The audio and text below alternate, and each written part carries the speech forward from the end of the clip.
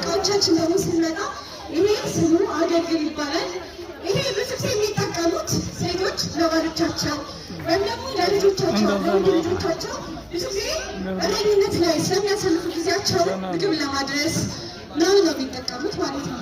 እና ይሄ የምታዩት ደግሞ መጠጫ ስሙ ብርሌ ይባላል እና የሚጠቅመው ለመጠጣት ነው።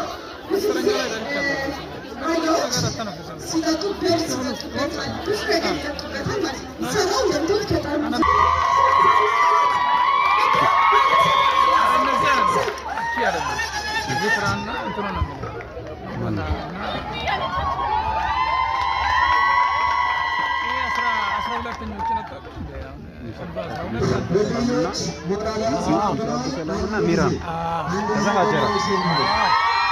አንድ ላይ ነበሩ